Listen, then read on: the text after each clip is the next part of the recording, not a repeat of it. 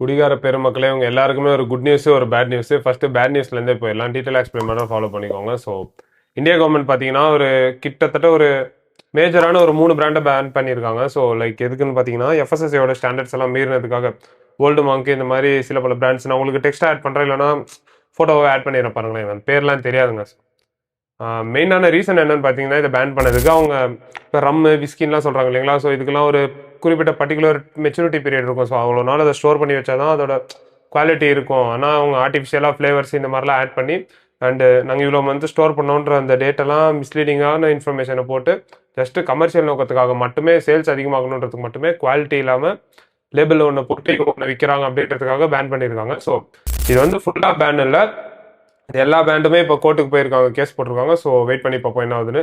அடுத்த good news என்னன்னு பார்த்தீங்கன்னா இனிமேல் நீங்கள் மூவி டிக்கெட்டுக்கு புக் பண்ணுற மாதிரியே ஒயின் ஷாப்பில் சரக்கு வாங்குறதுக்கும் ஜஸ்ட் ஃபோன்லேயே புக் பண்ணி பே பண்ணிட்டீங்கன்னா தமிழ்நாடோட வெப்சைட் ஒன்று இருக்குது, tasmart.key2ன்னு. ஸோ அது கூட நான் உங்களுக்கு ஸ்க்ரீனில் ஆட் பண்ணுறேன் பார்த்துக்கோங்களேன். இந்த வெப்சைட்டில் போய் நீங்கள் ஃபஸ்ட்டு உங்களுக்கு 21 இயர்ஸ் ஆயிடுச்சான்ட்டு ஏஜ் வெரிஃபிகேஷனை கம்ப்ளீட் பண்ணிவிட்டு உங்களுக்கு நியர்பையில் இருக்க லொக்கேஷனை பட்டு சினிமா டிக்கெட் புக் பண்ணுற கான்செப்ட் தாங்க. பக்கத்தில் இருக்க ஒயின் ஷாப்பை செலக்ட் பண்ணி பிராண்டு குவான்டிட்டி எல்லாம் செலக்ட் பண்ணி பே பண்ணிட்டீங்கன்னா ஒரு கியூஆர் கோட் ஜென்ரேட் ஆயிரும். ஜஸ்ட் நீங்கள் ஒயின் ஷாப் போனோடனே அதை ஷோ பண்ணிங்கன்னா ஸோ அதை ஸ்கேன் பண்ணி வெரிஃபை பண்ணிவிட்டு உங்களுக்கான ஐட்டம் கொடுத்துருவாங்க. அதை நீங்கள் வேணான்ட்டு கேன்சல் பண்ணிங்கன்னா ஒரு 10 ருபீஸ் என்னமோ சார்ஜஸ் மாதிரி பிடிச்சிப்பாங்க. ஸோ பிடிச்சிட்டு மீதி ரீஃபண்ட் பண்ணிடுவாங்க வேணான்ற பட்சத்தில்.